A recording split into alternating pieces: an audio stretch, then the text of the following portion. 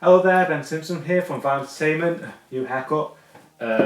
Tonight we watched Music, the new film directed by Sia, also written by her, about, what? Yeah. What was it even about? It's called Music, and it's about a girl with autism, and it's about Kate Hudson. Yeah, Kate Hudson, who's look after her, who's her half-sister, I believe. So it's a film that's trying to hopefully represent an autistic girl's personality, presumably to promote her as an individual, yet the film is about someone else who isn't disabled. Yeah. And it's awful. Yeah. It's one of the most embarrassing misfires I've seen in a long time. It's one of the most uncomfortable. Cringe. Yeah, cringy, uncomfortable, embarrassing. From cringe. Not only does it fail to aptly represent autism in a non-insulting way, or represent her as an individual that is lovable and personable, it also insults everybody on the spectrum the entire way through the film. Yeah. And everyone who deals with them, by suggesting that the best thing to do when someone has a problem is wrestle them to the floor. The film, so a quick overview is, there's a character called Music who's played by Maddie Ziegler, who has worked with Sia for a number of years since she was a young child. In music videos. Yeah, she's been in her music videos, like Chandelier. She's a dancer, isn't she? Yeah, she's a professional dancer, she's a very good dancer. So she plays Music, who's about 14 or 15, and has low functioning autism, so she can't really speak in coherent sentences. And has additional care needs, which at the start of the film are fulfilled by her grandma, who kind of has a good relationship with other people in their community, like neighbours and like shopkeepers, who kind of all look out for Music and help her with her routine. Very early on in the film, grandma is incapacitated. Grandma dies, and straight into spoilers. This is in the trailer. This is in the trailer. Really, is it? Oh, yeah. wow. So grandma dies, and Music needs a new carer. Walks in, Kate Hudson is our older half sister, who's a recovering drug addict who doesn't take it very seriously, and who suddenly has the responsibility of looking after her sister, who is autistic, who has special care needs, and it's basically the setup. Wow. that's the setup. And That's an apt description. Thank you. But it's almost paying attention. And why do we think it's shit? Well, a fair few reasons, I think. Asking the big questions, Andy. Yeah. Loads of reasons. Where do you start? It's just completely misguided. I think, obviously, what it tries to do is be this progressive kind of showcase for people with a condition and their carers. But the film is so ill-researched. Even the depiction of the condition itself is so just cliche. Like, what's the actress that was autistic you mentioned before? Maddie Ziegler, she's not autistic. Yeah, she's not autistic, but she must have watched 2 or 3 clips of Rain Man on YouTube and thought, well, that's what it is then, and does the most kind of cliche, standard kind of depiction of not only autism, but severe mental handicap you could possibly imagine, and because of that, it dates the film. Like, almost makes it something from 30 years ago, how kind of tone deaf the depiction of mental disability is. Yeah. And from the get-go, she's doing this performance that, is kind of like parodied in modern film and TV, this, overly animated, just over-the-top performance. And I feel bad for the actress, because she's not, an established actress. No. And she's given this material where it's like, well, behave like this. And so from the very start, you're just like, oof, this is just...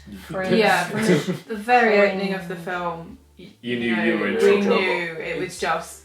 There's a thing in football where it's called a hospital pass, when you pass with someone, and it's... Football. You fucking put your own teammate in the shit. That's what this is. This is a film version of a hospital pass, because she's good, a really good dancer, and I'm sure she's a fine actress, but she's been handed the risk. It's like... It's hard. Ricky Gervais playing Derek. It's like, you've got to get this right, and we spoke about it because she doesn't need to be autistic for this film to be okay. She doesn't have to play by an autistic actor, in my opinion. But because we spoke about Daniel Day-Lewis and Myla Foot and other people who've done it well, it can be done by people who aren't disabled themselves. But she was never going to do this well. She's like 15. That's an extremely hard thing to act, especially when you're not actually an actor, you're a dancer. Do you guys think that if this film had been made even 10, 15 years ago, do you think there would be as negative a reaction about the casting? Probably not. Yeah, No. I Which agree. is Which weird, considering this is supposed to be like a woke film.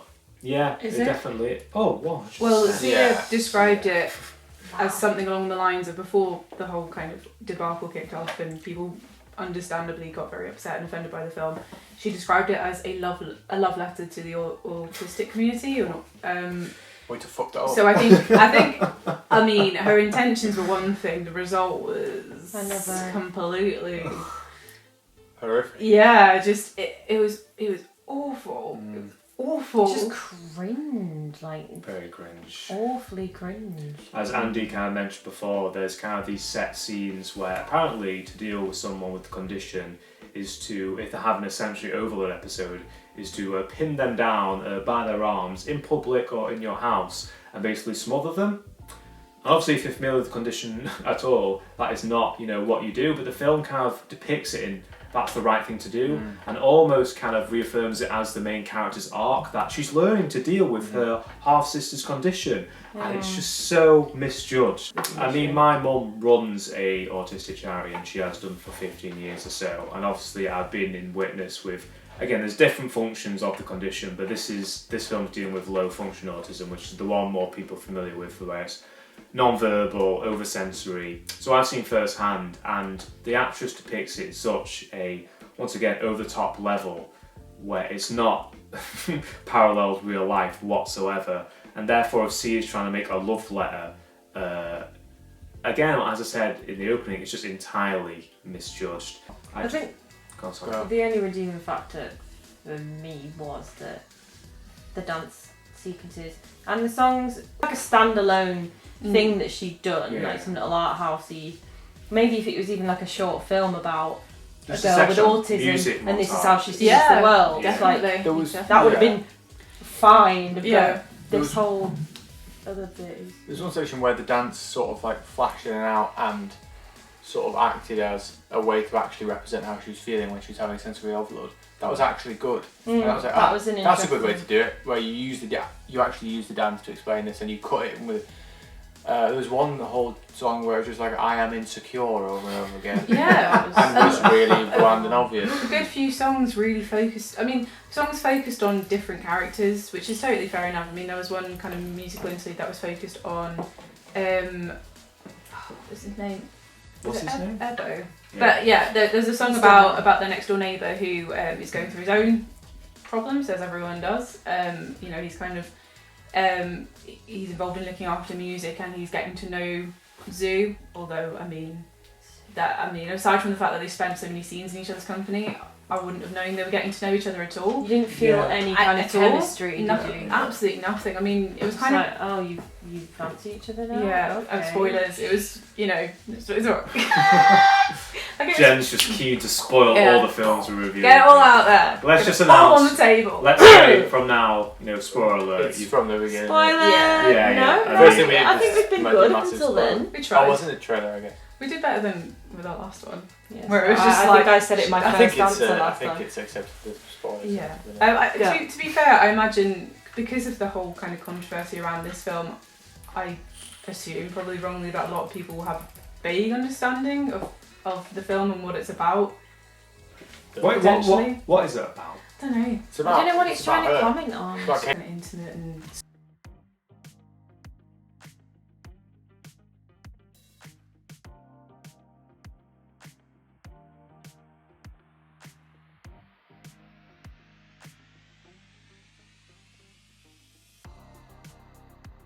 Sweet, but like towards the end of the scene, you realise that music is there on the sofa, and I had no idea she was there until it showed her, she's just there. It's like, oh yeah, you are in this film. Yeah. Who knew? Great. And the end. Spoiler alert. I mean, we're all waiting. Yeah. Spoiler. And the end is them two, getting together. It's about them. The film culminates with them having a successful relationship. It's all about her. Why the fuck do we care? She's an average character, and they don't actually display the personality that music has. You don't. The only thing that she is in this film is like an overly dramatic disabled person. There's no personality to her at all. completely misses the actual point. Who's a tool in furthering characters that aren't her. It's furthering what's her name, Kate Hudson, and this guy in their love interest. I need to look up who the actor is. That doesn't really go anywhere. You know what? What message? What message? Yeah, no. Spoiler alert. What was the side story with the other guy? Oh, the guy that does boxing, but he wants to be a ballroom dancer. I never got and then he just dies. What is that? And then, spoiler alert, he just dies, and they never really expand on that, do they? I've just looked up characters in cast so that we kind of know who we're talking about, because, like we said before, you know, there were characters whose names we didn't learn until...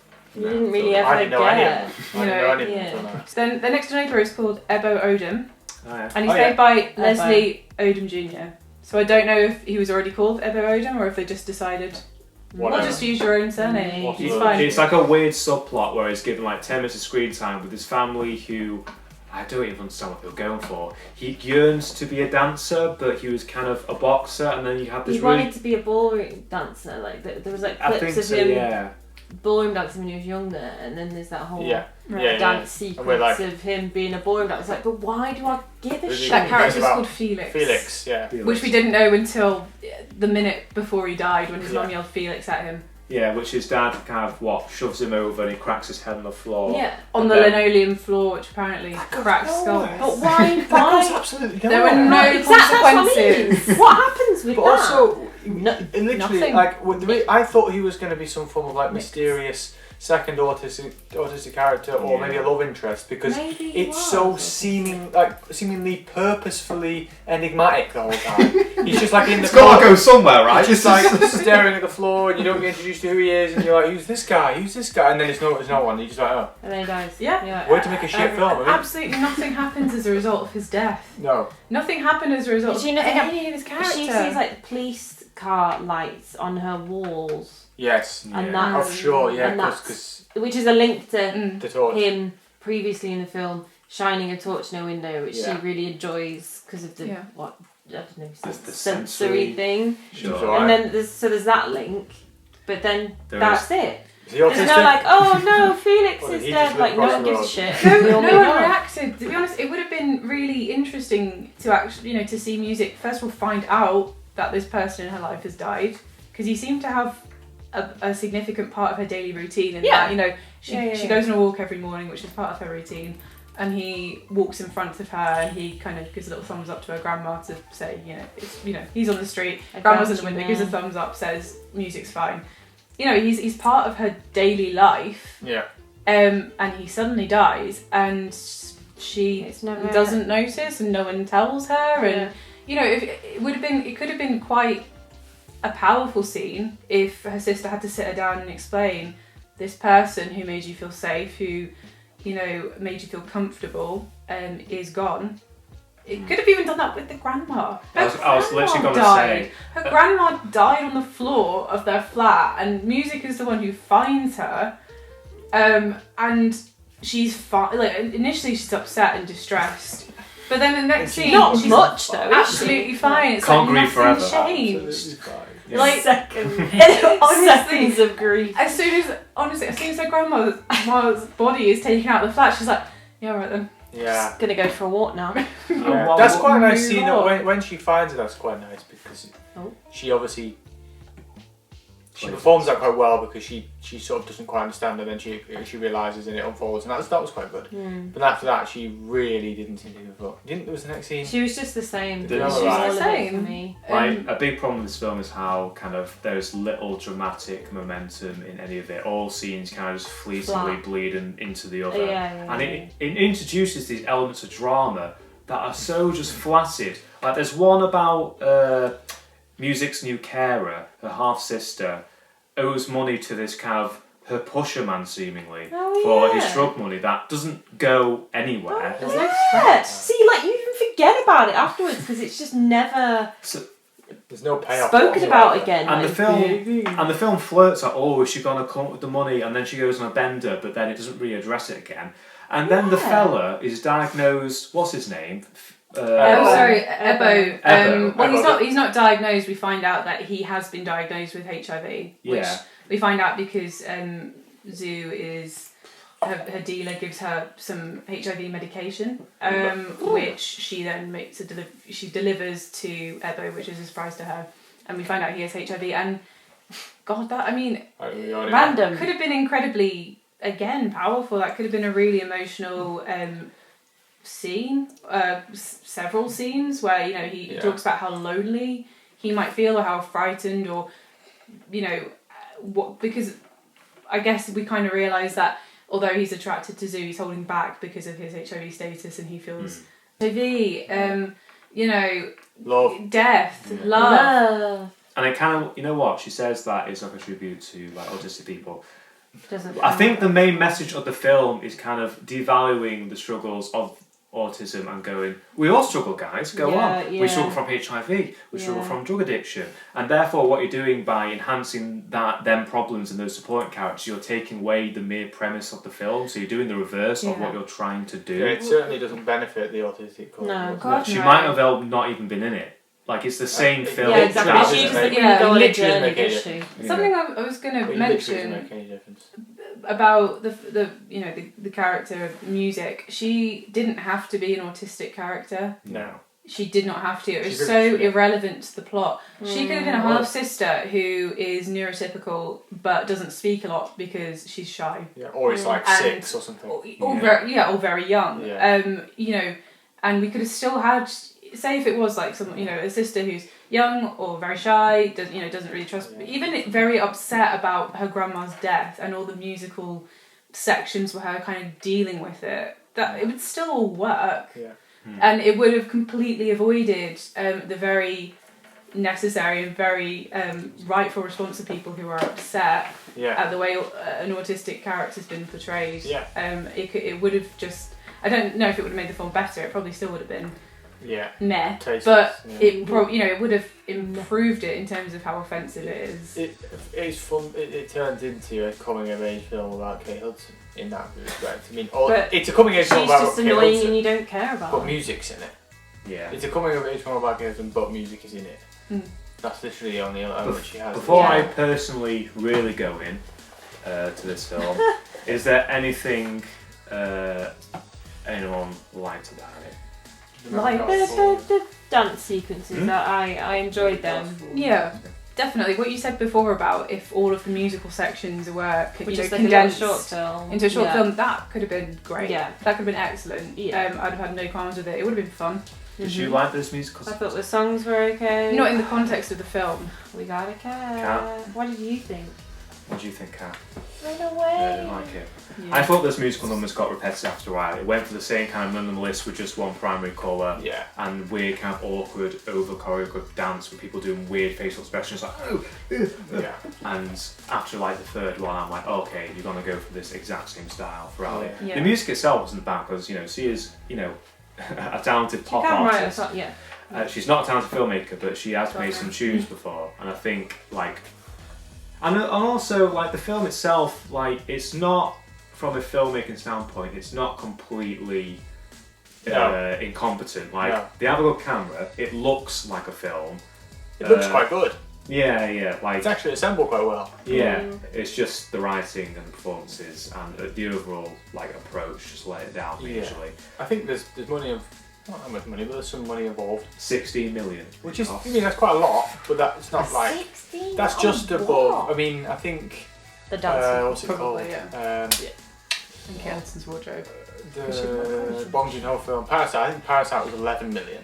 Yeah. So that was 5 million more than Parasite. But you're joking. I think it was. I could be wrong about that. But I know that basically you either shoot a film for £1 million, really small, about 10 million or 11 million, and then it's more like 50, 60. There's not really like a 25 million pound film. 60 million's like just above average. But it looks pretty good, and I think Kate Hudson's pretty good, and I think Ben Schwartz is pretty good, and I think the girl does a decent job considering. Yeah. She threw herself into the role, let's say. Yeah. With much vigour. And Just to point out, Parasite had a budget of 15.5 million. 15. Okay. 15.5. So so this is like $500,000 more. $500,000 more. Not that drastic a difference. That being said, when you compare Parasite and Yeah. it's a far superior film. It's usually like that. This is a very middling budget. Films can be way worse, way better, or way more expensive and shit. Yeah. So, whatever. I think this is like a huge indictment of how tone deaf Sia must have been, because I imagine, these kind of, progressive Hollywood types try and make a film. This is obviously flexing her, like, I'm there for everyone ideology that she has. And because she was completely tone deaf in her research, she was tone deaf in depicting the disability itself, and tone deaf of the overall message, this film has kind of damaged her career and reputation because of that. I mean, she went on Twitter rants. What did she say? Yeah. Oh gosh. I mean, there was an individual messaged her and said, myself and other autistic actors contacted you, said we were available to film, to get involved in in the production. Yeah. I can't remember the exact words of the tweet, but something to that effect. And we're available, but you didn't take us up on it, or you didn't include us, which shows you don't you didn't want to include autistic creators. And Sia tweeted something back along the lines of, maybe you're just a bad actor, or maybe you're just a shit actor. I can't remember the exact words. Bad luck. But it was, I'm sure if you That's do a not Google good. image, it's pretty. But it's horrible. It's a horrible way to speak to people who are rightfully very upset. I mean, the scenes in which Maddie Ziegler's character music was restrained. The thing is that I don't know if we watched the censored version or not, because Sia has said that in future kind of releases of the film there wouldn't be any restraining scenes. But I don't know if they were either just cut, maybe there were more, or if that's the original and those scenes that we saw will be cut. I don't know.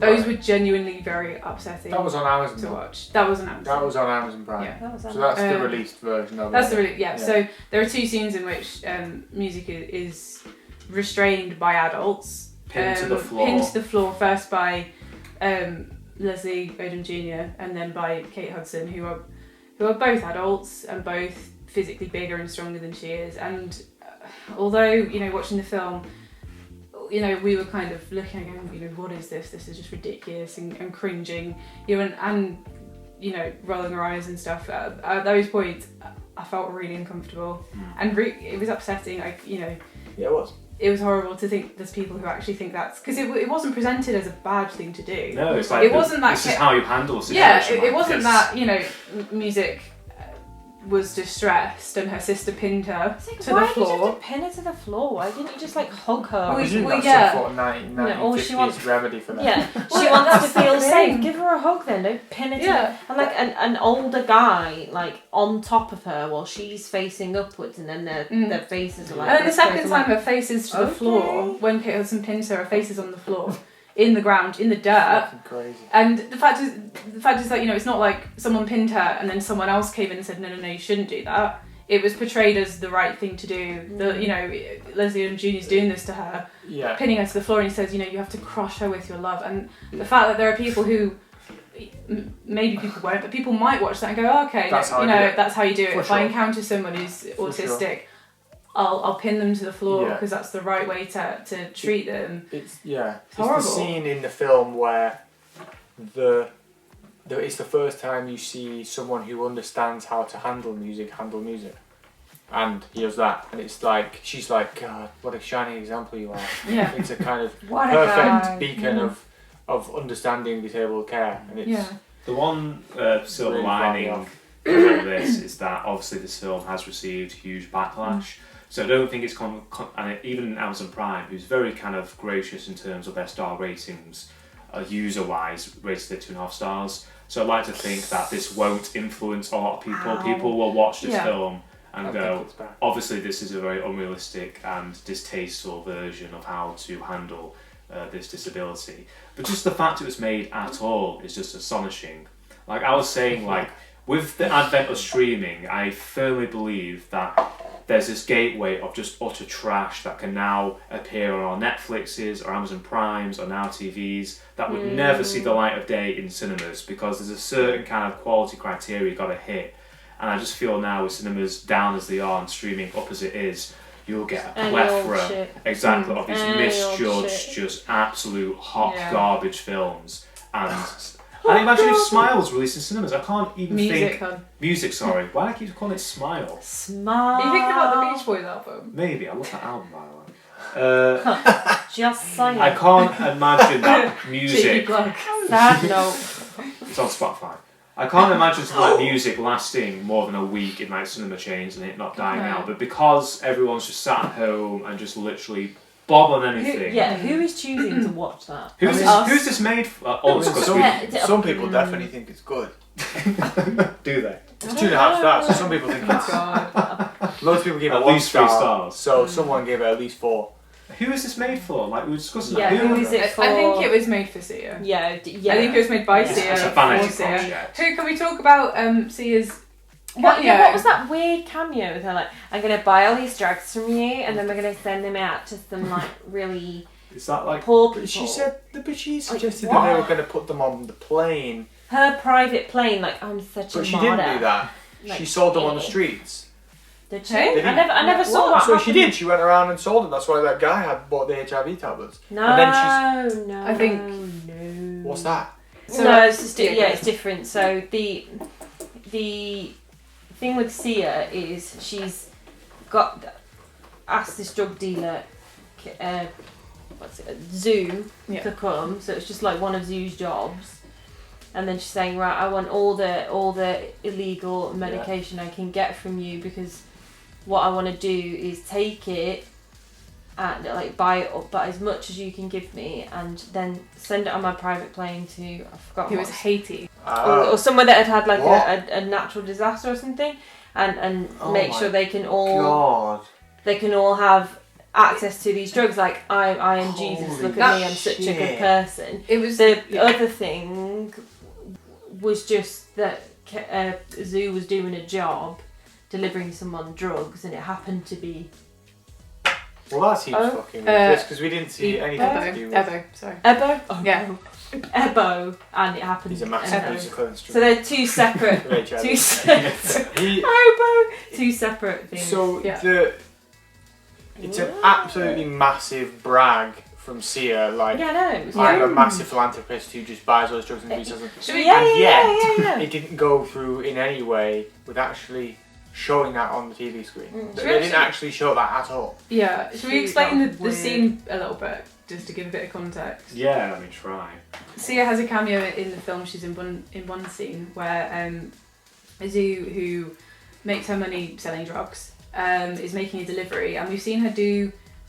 We had one scene when she was doing a drug delivery before, when she was on her own, and it went kind of fine. It was a bit of a nothing scene, but she's doing another delivery, and this time she's brought music with her because no one's available to sort of look after music. A running kind of theme. Which, by the way, in that scene where her carer, her half sister, basically tells her to simmer down with that, autism. We're in like a Get it all posh out your place here. system. Get it all out of your system. Yeah. Which was just baffling. Yeah, so she basically, the running theme seems to be Kate Hudson's character Zoo saying, "Ugh, can you look after music? I'm busy. Can you look after music? I'm busy." It's kind of But acting like she's a burden. And yeah, you're right. She goes to make this drug delivery, and she realizes she's in a fancy place. And in the lift going up to the client they're meeting, she says to music, if you're gonna have a freak out, can you do it now in this lift? Get it all out of you.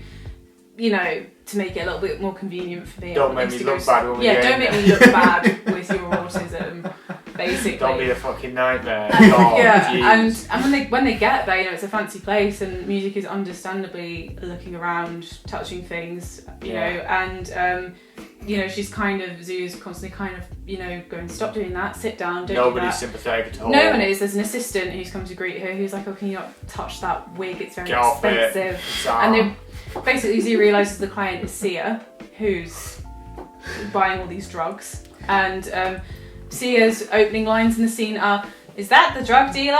Drug dealer?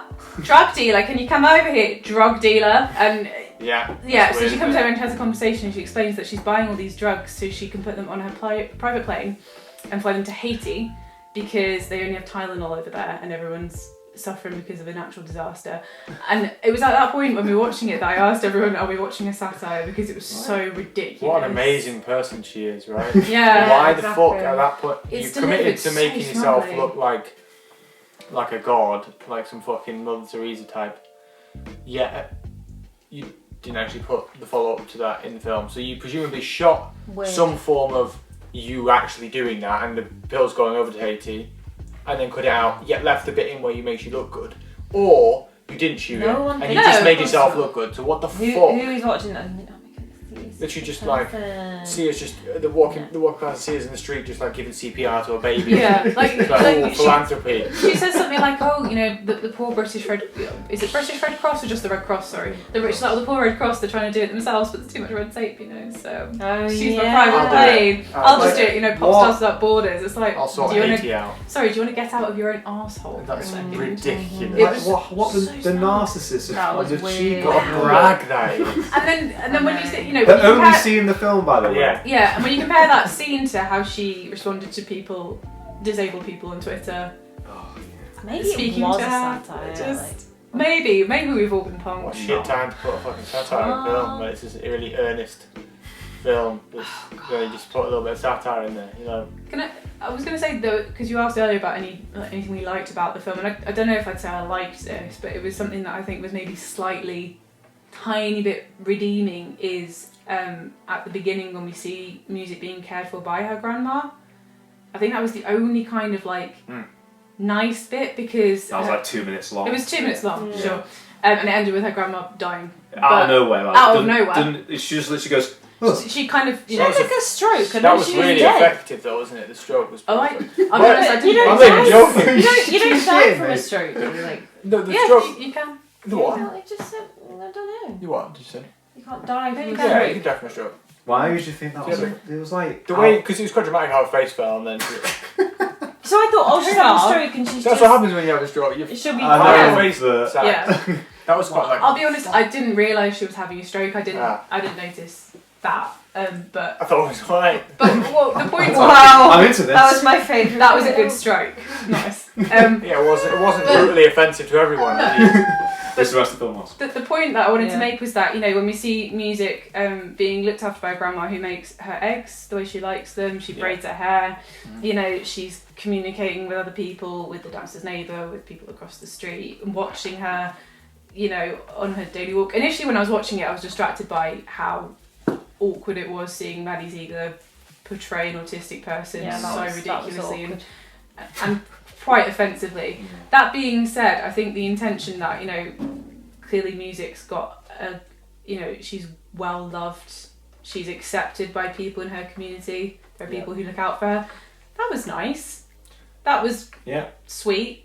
And then it ended. And it went shit. Yeah. Should we do rating? Person by person rating? Yeah, go on. Who wants to go first? You can go first. Okay, I'll go first. Well, the only reason why I'm not getting this like a 0 is one, it was competently like shot. They had nice cameras. It looked okay, and the musical numbers had some thought and passion and creativity put into them. And the songs themselves, not my cup of tea, but they're fine for what they are. The rest of the surrounding film is an utter failure and is just a complete misfire, and Sia must be just really detached from what she was trying to make. It seemed to me like a huge vanity project for her to try to get herself over in the film world and kind of do this, you know, what many celebrities are doing, multifaceted, like I can do music, I can do film, I can do TV, I can write books, trying to get in the whole of that gig and failing absolutely miserably. Yeah, this is a 2, an old 2 out of 10. I'll give it a 1 out of 10. Go with the 1. Because I do think there's a minimum when you've got a film on Amazon Prime that costs 16 million quid. That 16 million. It at the very least, unlike a film, as I said before, like a Tommy Wiseau film or a student film, where you literally don't know what the plot of events is, and because of the lack of skill in shooting it, you don't know where someone is in the room, you don't know what items they have in their hands. There's a minimum, and they reached the minimum. You understood what happened, you understood the sequence of events, and you understood where they were in the room and that things were occurring in order. And it looks pretty good. Kate Hudson, it'll be a 2 because Kate Hudson was pretty good. Yeah. And I thought Ben Schwartz was pretty good. However, everything to do with the portrayal of autism, which we may be mistaken about, but presumably the film is about, was downright offensive, incorrect, ill thought out, ill researched, and the film was actually about Kate Hudson. Yeah. who had an extremely typical and bland character and story arc. So if you want to see a film about a coming of age average drug dealer who doesn't fail nor succeed, Watch Uncut Gems. you can watch this. Very You can watch this film. Yeah. But I presume you don't, because things like Uncut Gems are out there. So go and watch those instead. Yeah. Because this is shit. Mm. Would Me? you give it? Yeah, good. Jen? Me, I'll probably give it a 2, just because I like the music dance sequences. And I'll never watch it again. And I thought all the performances were cringe. Like, what are you doing? And I really don't have that much else to say about it. Good. I had no idea what I'd rate it. Out of the 10. Can you imagine? I loved it. anything. Everything I wanted in a film. I don't know. I don't know what the message of the film was. I have no idea what the message of the film was. We're all the same. Oh, what? We're Really? not, we're Are not we? though.